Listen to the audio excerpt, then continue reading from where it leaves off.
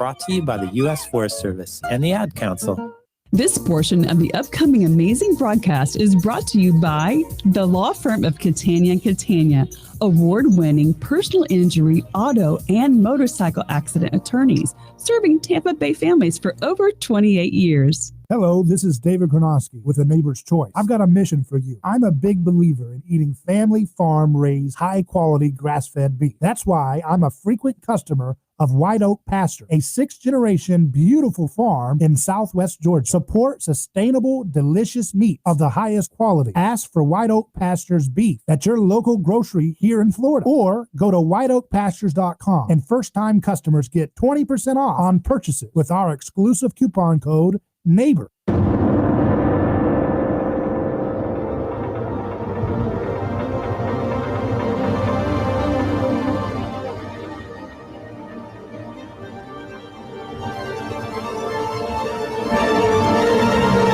From the heart of Central Florida, you're listening to A Neighbor's Choice.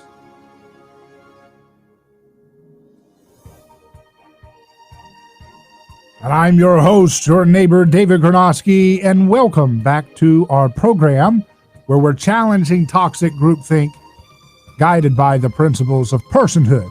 We provide the missing link between ancient mythology and the fake news of our times today to show you that you are a part of a very epic struggle, a struggle for humanity to rise out of the bondage of collectivism and low-resolution tribalism and understand our God-given potential as neighbors made to do what? Creation, to create things, to make things, to help our neighbors, to create win-win solutions. But you know where you don't get win-win solutions? You don't get win-win solutions when you fall back to politics for answers. When you look to politicians, no matter who they are, no matter what their political party is, no matter what language they use. When you sit around in a docile state waiting for politicians to come up with proposals and regulations and tax cuts and whatever for you to get on with your life, that doesn't work. That's not how you jumpstart your life, waiting for Superman. It doesn't work well that way, does it? You have to be able to take the leap of faith into that which is difficult, which is to think for yourself. How many people know that government school is a disaster, but they can't argue with the nice benefit of having supposedly free government childcare, daycare, that allows them to go and pursue a job so they can get that second vehicle brand new on debt, and so they can get that nicer, bigger home so they can kind of bring people over for their Super Bowl party and say, look what nice stuff we have in comparison to you, but we don't have to say it out loud, we just show it. How much of our society is really functioning not on real family values, but on keeping up with the Joneses? And yet we're told, oh, that's a feature of capitalism. That's the little word that you've been taught by six-figure, rich, decadent professors. That, consumerism, materialism is just capitalism. And if they want to sound sophisticated, they'll say late-stage capitalism, because they're just using Marxist language and trying to act like, oh, look, I'm very sophisticated. They don't know what they're talking about. But it has nothing to do with your freedom. Your freedom is not why you have easy access to cheap and abundant credit. The reason why we have this consumeristic economy that enables us to keep up with the Joneses with wild ambition, wild, reckless desire for other people's stuff, is because we have taken a shortcut to heaven that leads to hell. We have said we can suspend reality itself, that we can create wealth out of thin air. That is a position that assumes that we are God ourselves, that we can have a central bank and trick people and manipulate people into creating money out of thin air, and that if we are smart enough and if we have the right gurus and wizards at the helm of such central planning, that we can literally create wealth out of thin air. This isn't anything new. You have kings that have been debasing their currencies all the time by diluting gold and silver coinage with the introduction of cheaper metals into the mix and forcing people to use those same debased currencies or else have physical consequences of violence visited upon them. But it is something that we've never seen it quite like this, where there's not even the pretense of having any backing behind the money that we create. And they create this consumeristic debt, and they get us addicted to easy credit. They get us addicted to chasing after. Now, here's the thing. We've always had people wanting to go and keep up with the Joneses. That's been part of human nature since the beginning. But never in the history of the world have we had the level of easy, abundant, fake credit for so long to goose and exacerbate that underlying human condition. That underlying human condition of envy, to exacerbate it. And yet we've been told, oh, that's just late stage capitalism. That's just late stage. You have too much freedom.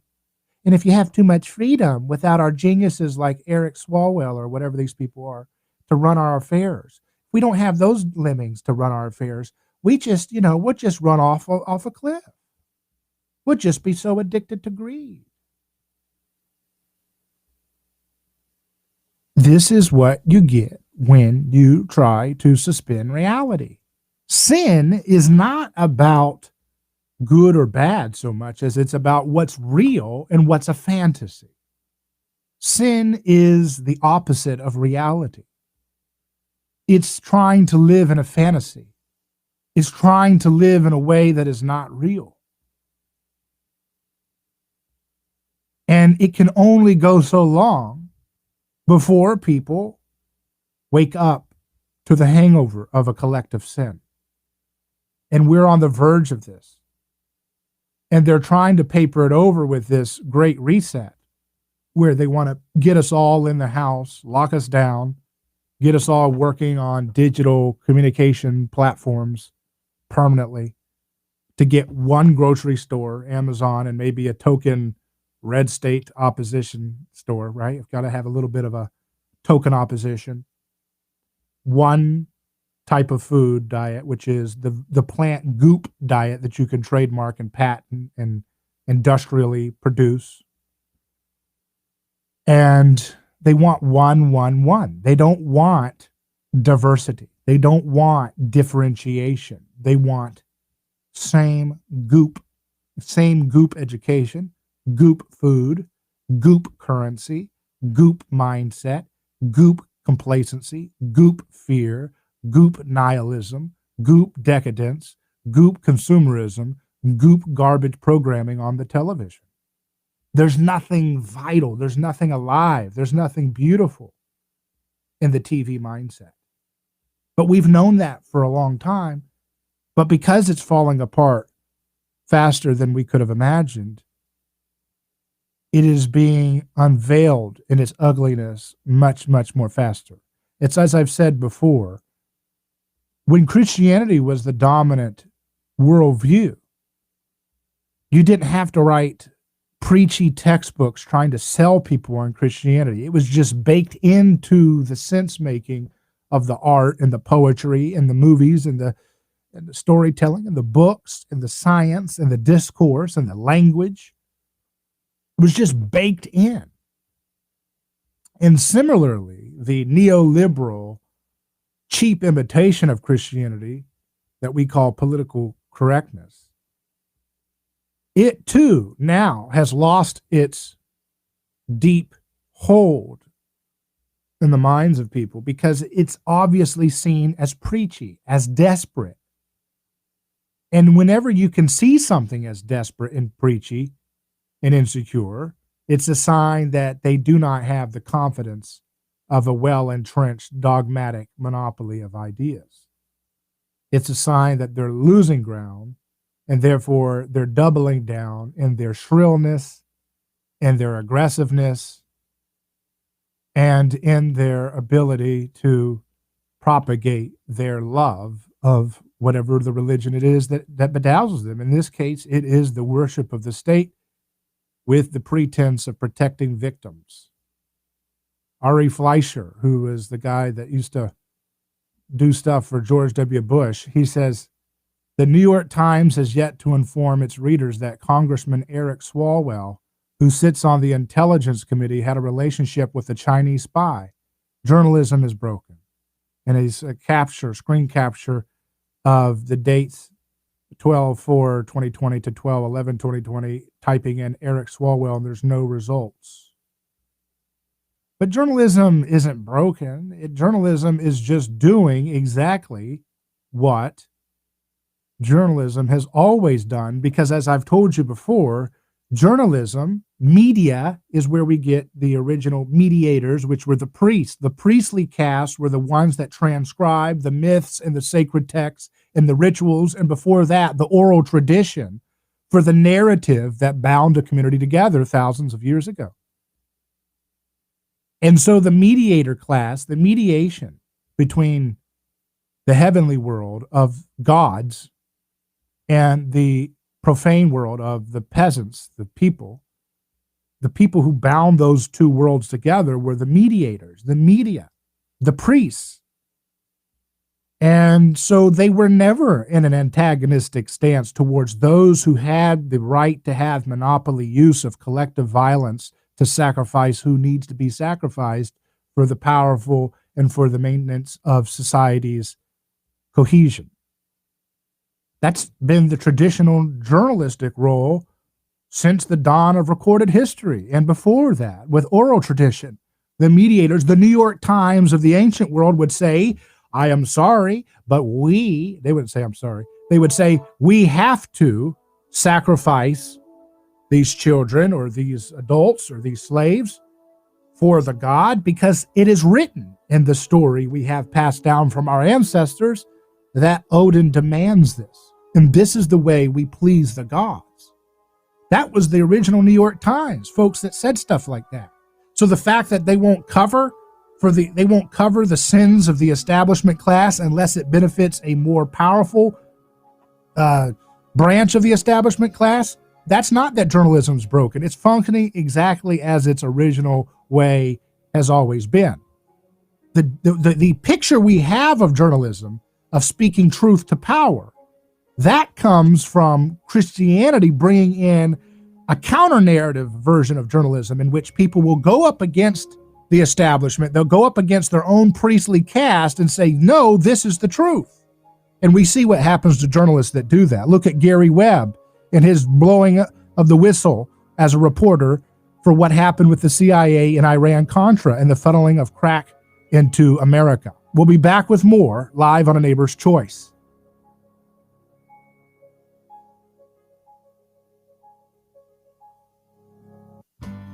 Do you despise lawyers? That may be the case until you need one. If you've been in an auto accident and need legal advice, go to the local attorneys that have served Tampa Bay families for over 28 years. Catania and Catania. They are family owned. They understand your needs with legal advice. When you need legal representation, Catania will care for your case from the beginning to final settlement. You won't need to worry. Catania will represent you throughout the entire process. Auto and motorcycle accidents are too frequent in Florida. If you've been a victim, contact Catania. They don't get paid if you don't get paid. Referrals on request. Contact Catania, putting families first. Offices Tampa, non-attorney spokesperson. Are you ready to transform your career? Jess Smith was too. She was stuck in a job that was controlling her life, consuming her free time, and offering little opportunity for growing her pay. Then she found FinTech Mortgage Association, and she never looked back. FinTech Mortgage Association makes home lending simple, and they take care of home buyers like family. Using technology to make everyone's life easier, FinTech Mortgage Association equips each of their loan solutions architects with the tools they need to build a career with a schedule they control, a product they can take pride in, and an earning potential that is life-changing. Unleash your true potential. Join FinTech Mortgage Association. Visit finmay.com. That's FINMAE.com. You're in charge now. NMLS ID 1492187, Equal Housing Lender. Who is your neighbor? Dave and Wally are team drivers for Oakley Transport. One day, they came across a very serious accident on the highway. Some might pass on by, but Dave and Wally saw there was no time to waste. They jumped into action and saved 2 people's lives with moments to spare. That's the kind of courageous love we need more of today. It reflects the respected culture Oakley Transport develops with their driving professionals. CDLA licensed drivers. Join Oakley Transport today for a rewarding career. Visit oakleytransport.com. That's oakleytransport.com.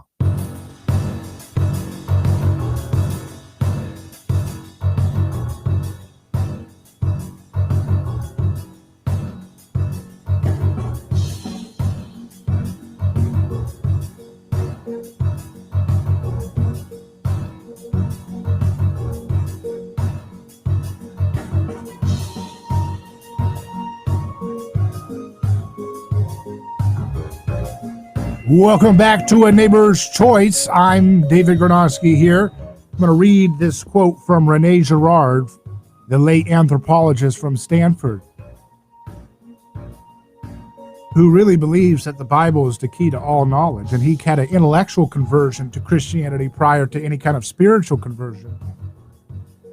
After his study of ancient mythology, he realized that the Bible was the key to understanding the way human beings create society and the myths that we create and persist in, even in the modern ideological world where we think that we have no contamination of superstition that plagues our power centers and their ability to govern our lives for us. It's a total myth. We certainly do have these myths bound up in our way of doing things. So Rene Girard says, as the Gospels tell us, Jesus engages in decisive struggle with these powers. And it is at the very moment when they apparently triumph. He's referring to the powers of governments and the ideologies and the myth.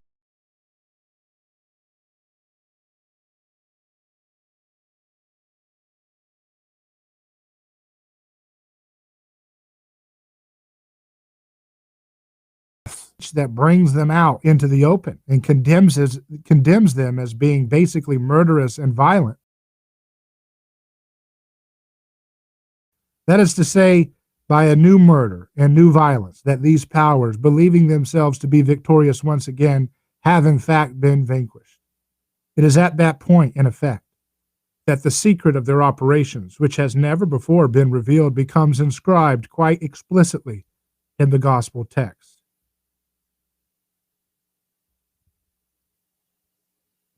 Modern thought sees this merely as a kind of imaginary revenge, a kind of sublimation of the Christian failure carried out by Jesus' disciples.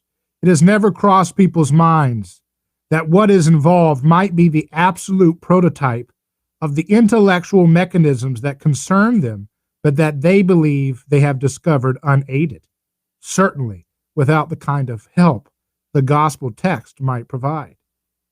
We believe that we monopolize the unmasking of all masks, while in reality, our boldest thoughts in this domain are still based, however unconsciously, on the Gospels. Perhaps modern thinkers are only rediscovering, in a series of tentative and misguided steps that will presently stop appearing to be motiveless, the mechanism of the founding murder and the masking of it, which the gospel revelation has quite literally shattered. There exists in Paul a genuine doctrine of the victory represented by Jesus' apparent failure, a victory that is absolute but remains concealed. This doctrine explains the efficacy of the cross in terms that have nothing to do with sacrifice. However, with the passage of time, this doctrine was completely smothered by the sacrificial reading. On the rare occasion the commentators take note of it, they are liable to suspect it of containing unpalatable magical elements that justify the disuse into which it has fallen. Here we have yet another example of the remarkable paradoxes with which this analysis is strewn. In effect, Paul's doctrine of the efficacy of the cross is really quite crucial. We must perceive its pertinence in the context of our reading of the cross as a means of revealing the founding mechanism. He's talking about the founding mechanism of culture, the founding mechanism that is falling apart right in front of your eyes as the world groans in anticipation of the beginning of the new world order that Jesus is continually building every time we try to defeat the way of peace through sacrifice. It is possible, I believe, to show that this doctrine is much more important than all the elements in Paul that could be regarded as supportive of the sacrificial reading. So, what's interesting here is that the powers of the world think that they have got it all figured out. They think that they can put us into digital controls, that they can trace us, they can surveil us, they can manipulate us with Madison Avenue or marketing techniques. And they think that they've got their little thing all together. But this is what the world's power systems have always thought, but have always been defeated in history, because Jesus' gospel stories reveal the sausage-making factory that exposes the stories they tell you to be fake news. There's nothing more Christian than understanding the reality of fake news and how much it controls the way you act. The gospel literally means good news. And you can't have good news without first understanding how much fake news is baked into your thinking already. The good news is that now you have the freedom to think, you have the freedom to act, and you have the freedom to create. To create without the need to sacrifice somebody to bless your endeavors. All around the world, in Japan and Germany, in the Aztec community, wherever you looked, people would try to offer up a sacrifice for the building of a temple, the building of a new project, the founding of a new city. They didn't believe that you could just create through self-sacrifice, through toil and hardship and giving up of a right to yourself to serve your fellow man. They thought that you had to sacrifice somebody else in order to have blessing be bestowed upon your project of creative work. But we now know that's a lie. We now know that coercion, whenever collectively applied, backfires and creates schism and creates black markets and creates unintended consequences that divide and destroy the power systems that were put in place to clamp down on our freedom. It is only ways of acting together that honor our free will, that honor our volition, that honor our necessity to have skin in the game. It's only those ways of getting along that will survive into the future. Everything else is anachronistic. Everything else is outdated. No matter their little packaging, their advertising, their logos, their Build Back Better, their great resets, their love affair with Chinese-style control like the Canadian Prime Minister alluded to. All of that's just outdated. It's yesterday's news, and we're building the future in place of it. Back in just a second.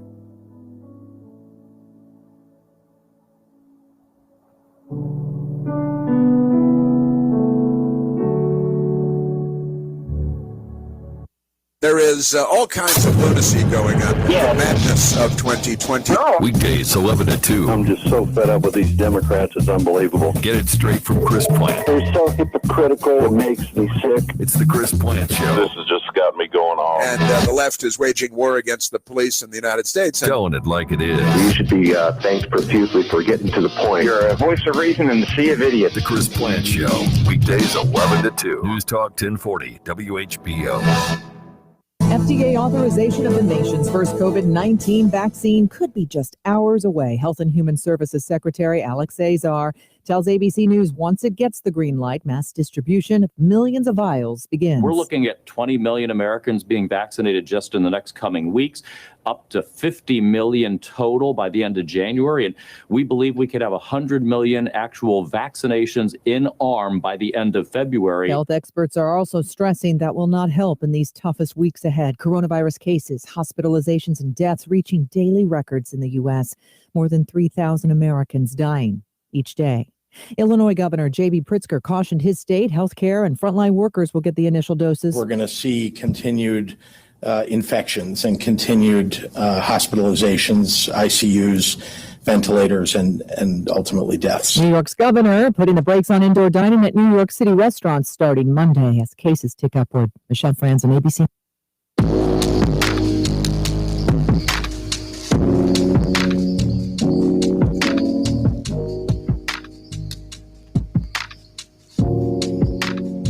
See, folks, you listen to those news breaks. That was ABC News Break. If you're listening on radio or video stream live with us, our podcast listeners, we take that out. But if you're listening in the live stream here, you can hear the ABC News Break. They sound like press releases for Big Pharma. I mean, it's just, in other news, Cuomo's shutting down indoor dining as cases tick upwards. It's like, what the heck? This is programming. Don't you hear it? This is programming. This is not an opinion. This is not a reporting of facts. It's all programming. They're PR firms. They're telling you, they're selling you something. They're not selling you facts. They're selling you a narrative. As cases tick upwards, we will close indoor dining. There's no science behind it. There's no legal basis for a governor. That's the legislative branch. That's the way we were designed in this republic. That these kind of decisions were to be done at the legislative branch, not by executive king fiat making. But the media doesn't tell you that. They're there to sell you on a narrative, which is this is the way. This is the way. This is the way. As cases tick upwards. As cases tick upwards. It's a stupid little hypnotic language they use, their little pitch, tone, and everything, which is very transparently ridiculous. It's the Truman Show, you know? They're so owned by groupthink. They're so owned by allegiance and devotion to all-powerful states, these media priestly wannabes, that they don't know how ridiculous they sound in 2020 AD, 2,000 years after Jesus started to dismantle their myth-making project that they're desperately trying to keep going. They want desperately to create unanimity that the ancient myth-making priests used to have. They used to have 100% media control on today's news and events. And they want to bring that back because they covet the power that they think that brings them.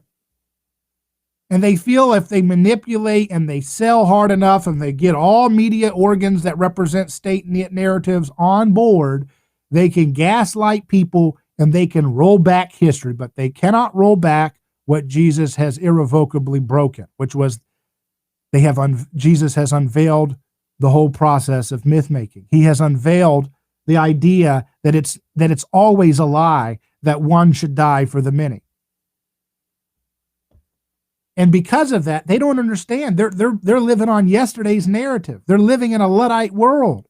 They're living in a world in which the cross never happened, but yet at the same time, everything they do to imitate what they perceive to be the power of the cross, which is the defense of the vulnerable. LifeSiteNews.com reports Pfizer COVID warning, no breastfeeding, avoid pregnancy for 2 months, unknown fertility impacts. See, the little ABC PR firms that are trying to act like news agencies, but they're actually just PR firms for the groupthink. They don't want you to hear that.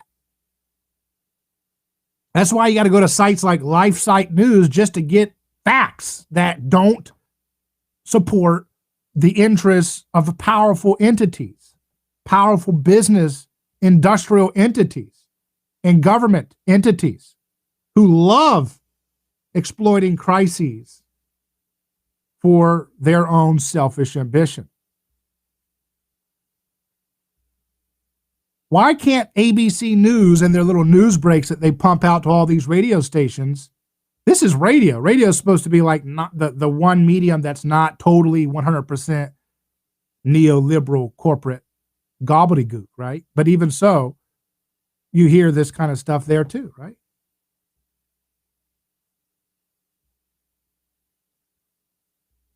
Why can't they just provide a perspective of different angles?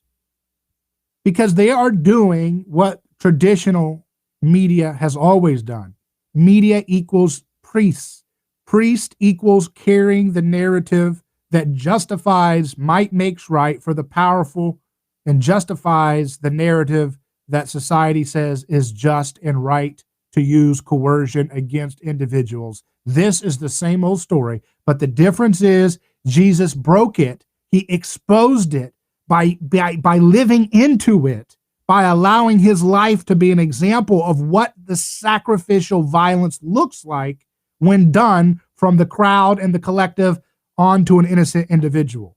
And ever since that's been the birth of personhood. That's been the birth of personhood.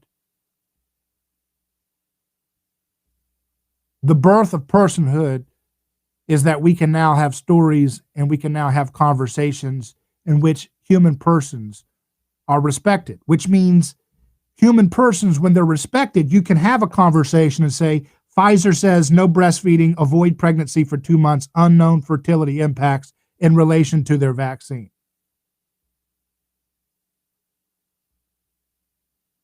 That doesn't mean that's the only side of the story. You can provide other information, but when you respect human persons, you're not afraid to provide a full, well-rounded perspective about anything. When you do not respect human persons and agency, then you sound like ABC and NBC and CBS and CIA and all the other media outlets. You sound just like the stupid, droll drivel that they think we can't see how pathetic and stupid it sounds, where they try to cherry pick reality. And to this day, like we said, Eric Swalwell, you can't even find any stories about him on the New York Times about his being with a Chinese spy. Meanwhile, they lied to you for year after year after year that there was a Russian spy with Trump. It wasn't even real, that he was some kind of Russian agent. Total lie. Then they lied and covered up Hunter Biden's story until they had to break it because they would rather have Kamala Harris be president than Joe Biden.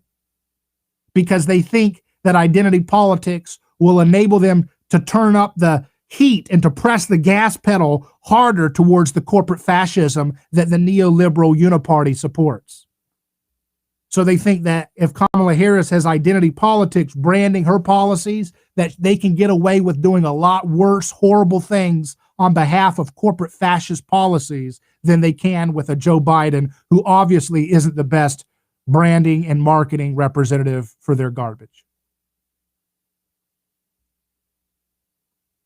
So respecting human personhood doesn't mean you have to pick a side about which drug is good and which thing is that. It just means that you have to respect the fact that there are multiple perspectives and that human beings should be able to learn different facts and process things and have their human agency respected and not have mandates and corporate cartels backed by government force telling you what you can do and where you can go and how you can eat and all this other stuff.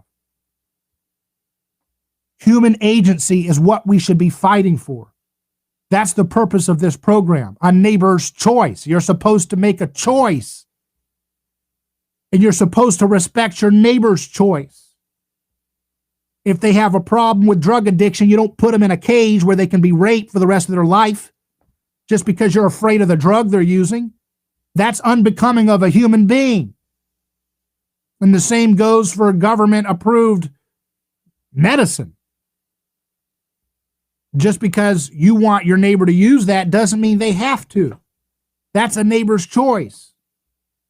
And you can talk about your feelings being afraid that if they don't get the forced government medicine that you could be endangered, but that has no basis in reality. That has everything to do with your feelings, and that's why we have to grow up and not coddle people into talking to them like they're children all the time, where your feelings trump reality.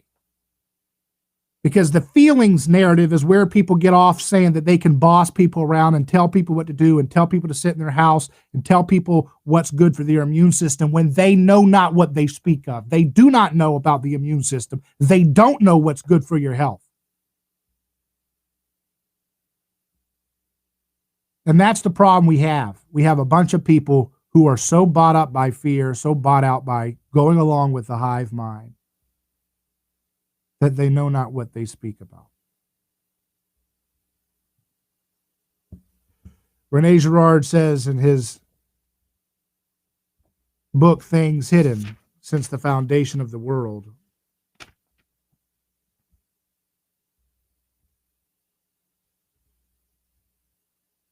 Christ appears in the world to do battles with these powers and principalities. What are the powers and principalities? It's the groupthink.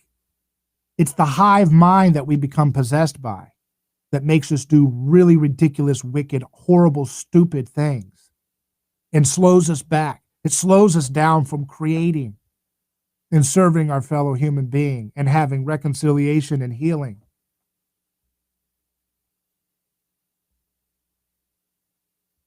His very birth is an ominous sign that threatens the hold of these powers on human societies. Those powers are the hive minds that possess us with bad myth-making and fake news. When Jesus was born, the powers were weakened, their magic was countered, and their effectiveness canceled out. The magic that is being alluded to is the same attempt at magic of saying, we can eat at French Laundry, we can put on a mask 4 seconds to walk out in a press conference and then take it back off just to make it look like we know what we're talking about when we do not know what we're speaking of, that they can do things that you can't do, that they can sacrifice nonviolent, innocent people into the belly of prison or the belly of being persecuted or vilified in the public, being shamed for nonviolent, peaceably trying to get along with their life and have a job and have a career and get fresh air and have a friendship and hug their 90-year-old grandmother, grandfather who's been starved for social interaction. The magic is that if we sacrifice enough to the collective, somehow that sacrifice will allow us to be saved from calamity.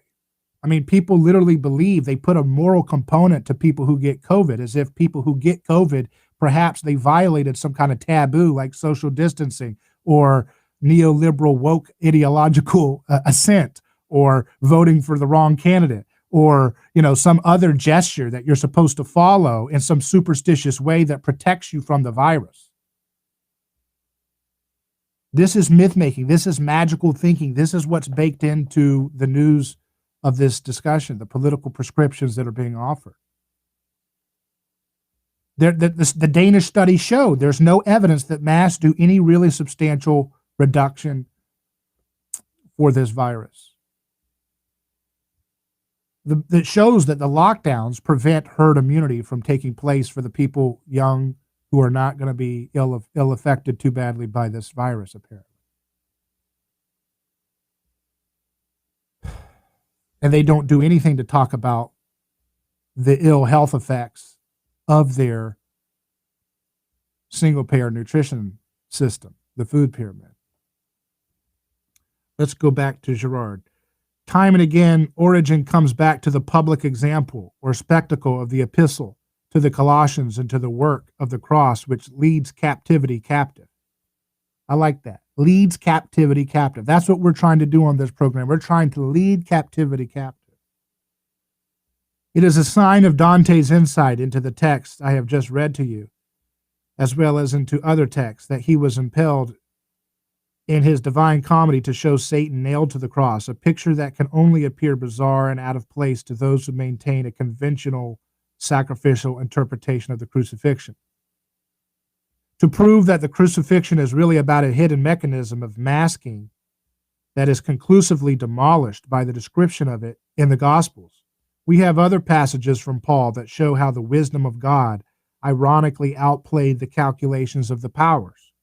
None of the rulers of this age understood this, for if they had, they would not have crucified the Lord of glory. 1 Corinthians 2:8. By resorting to the founding mechanism once again against Jesus, who had revealed the secret of their power, the founding murder, the powers of this world thought to stifle the word of truth forever.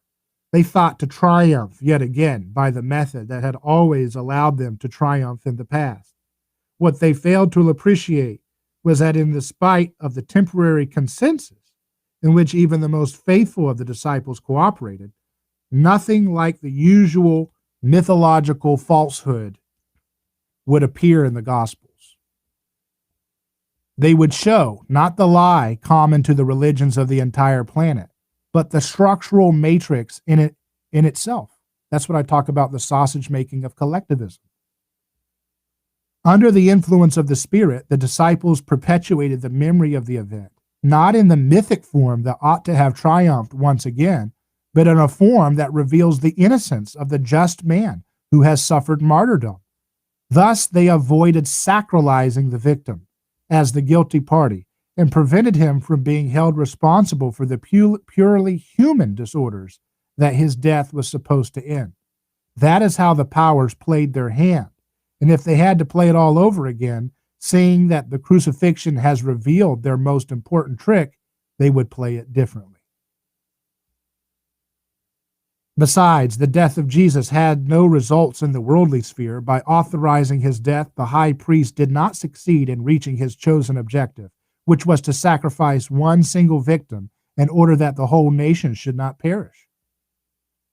In Luke's gospel, all the same, the persecution of Jesus is not wholly without the effects that the most lucid of his persecutors were banking on. And Herod with his soldiers treated him with contempt and mocked him. Then arraying him in gorgeous apparel, he sent him back to Pilate. And Herod and Pilate became friends with each other that very day. For before this, they had been at enmity with each other. That's from Luke chapter 23, 11 through 12. So, all the world mythologies have these cartoonish dying and rising gods like Horus and so forth. But in Jesus, you have a gritty news report of an unjust persecution of a person who is not considered guilty. In the story of Oedipus Rex, Oedipus is blamed as guilty for what of the problems of the community. But in the story of Jesus, it's a true story. It's not fake news like Oedipus. It's not fake news like ABC and CBS and NBC and New York Times and all this stuff. It's truth. He gives you the ability to see that this is a lie of collectivism, that it's not right to persecute one for the greater good. But that's at the lie of all these ideological attempts that are trying to get their hooks in us ever more tightly in our world today. It's better that, it may hurt some people, but we have to force certain drugs onto people. Oh, it may hurt some people's jobs, but we got to force everybody in their house. It may hurt some people's life to have post-birth abortion, but it's good for the greater good, because if we don't, allow this sacrifice, it'll be chaos, because then everybody will be forced to have kids and they'll all be poor and it'll all be a big mess. You see, that logic is behind everything in our society today. But because Jesus is winning, they have to mask it in the language of Jesus. They have to talk about it like, well, we're doing this sacrifice for the least of these. We're doing this for the poor. We're doing this for the sick. We're doing this for the marginalized. We're doing this for the oppressed. We're doing this for justice. We're doing this for this or this or this. They have to try to sound like Jesus as they keep doing the same old system that Jesus demolished, and they can't win. They won't succeed. This is the good news. This is totally good news. Fake news can't win. That doesn't mean you should be complacent. You have to be a part of creating the nonviolent, peaceful world through art and innovation and technological breakthroughs in medicine and science that continues to make this old way of doing things moot and impotent and discarded by the rest of society. We'll be back with more live on A Neighbor's Choice. Stay with me.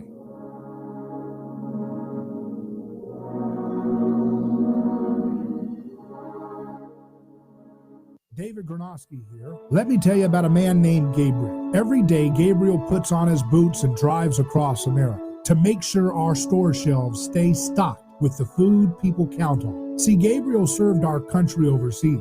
He knows that America stands for freedom, quality, and caring for others the way we would like to be treated. That's why when Gabriel saw food shelves getting low during the pandemic, he hit the road as a driver with Oakley Transport. In the land of the free, where no one should go hungry, we need heroes like Gabriel to help keep America fed. CDLA driving professionals. Join Oakley Transport today. Keep America fed. Visit oakleytransport.com or call them today at 1-877-8-TANKER. That's 1-877-8-TANKER. Are you ready to transform your career? Jess Smith was too. She was stuck on a job that was controlling her life, consuming her free time, and offering little opportunity for growing her pay. Then she found FinTech Mortgage Association, and she never looked back. FinTech Mortgage Association makes home lending simple, and they take care of home buyers like family. Using technology to make everyone's life easier, FinTech Mortgage Association equips each of their loan solutions architects with the tools they need to build a career with a schedule they control, a product they can take pride in, and an earning potential that is life-changing. Unleash your true potential. Join FinTech Mortgage Association. Visit finmay.com. That's FINMAE.com. You're in charge now. NMLS ID 1492187. Equal housing lender. Some law firms advertise that they are the largest. In law, largest is not always best. In fact, your case could get lost in the shuffle with one of those very large law firms. Catania are family-owned. They are Tampa Bay's attorneys representing clients who have experienced auto and motorcycle accidents. Your case will need a local attorney to get a settlement in your favor. Catania serving Tampa Bay families for over 28 years. Referrals on request. Get the local law firm to represent you. They don't get paid if you don't get paid. Catania, putting families first. Car accident, motorcycle accident? Call the local attorneys today. Catania, offices Tampa. Non-attorney spokesperson.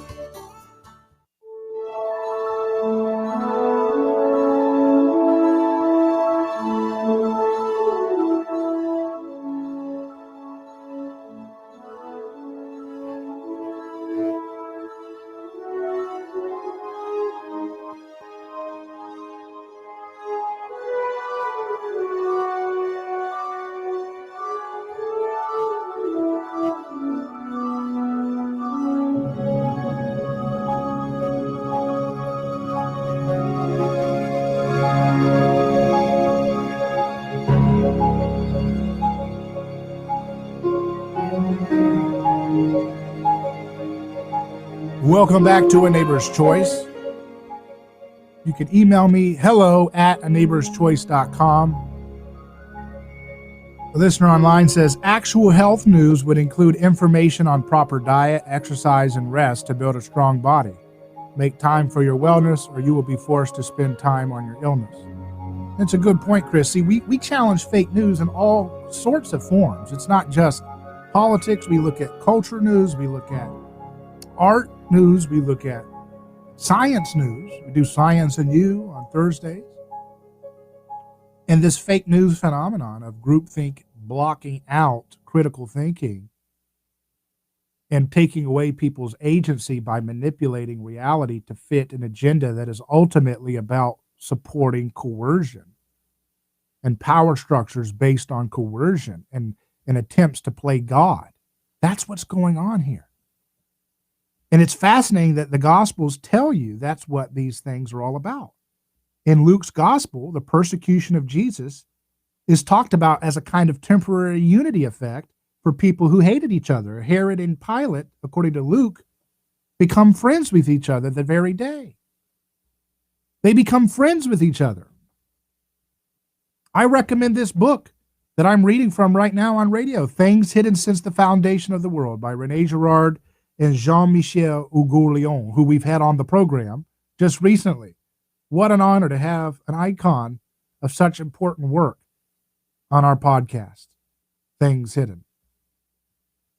But this is so important that the Bible says that Herod and Pilate became friends in their common persecution of Jesus.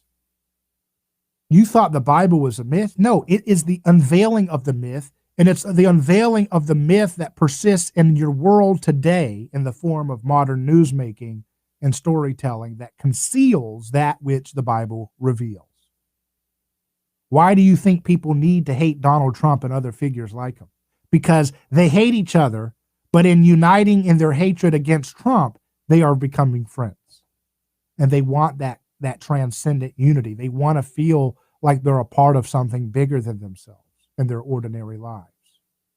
They want to feel righteous in their unity of not being the person that they want to cast all blame onto.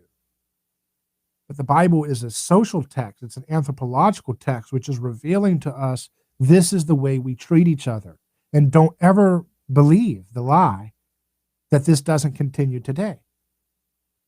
We are more thoroughly in the midst of this phenomenon than ever before. It's fascinating. It's totally amazing to understand how alive this text is in our context today. Jean-Michel Hougour-Lyon, you can find our interview with him, by the way. Just type in Things Hidden on our website at neighborschoice.com, and you can see the interview with Jean-Michel, psychiatrist, who's in this book with René Girard. They're talking back and forth. He said, we might say that the gospel text includes the detail about Herod and Pilate becoming friends in order to prove that it is not unfamiliar with the effect produced by events, of which the crucifixion is an example. But here we have no more than a temporary and minor effect. In the main, no reconciliation and reaffirmed order result from the crucifixion.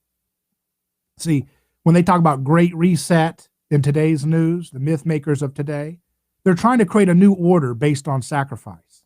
You got to break a few eggs to make an omelet, right? Might makes right. It's better that some are sacrificed that the greater good will be better. So when they say great reset, they're trying to create a new reconciliation and a reaffirmed order as a result of sacrificing some. But with the gospel stories, no such reconciliation and reaffirmation of the order is resulting from the crucifixion. What happens instead is division, just as Jesus said. He said he came to bring a sword which would cut through the fake news and the myth making and the unity based on lies and violence of the world. And so ever since then, we have schism where sacrifice is attempted to maintain order.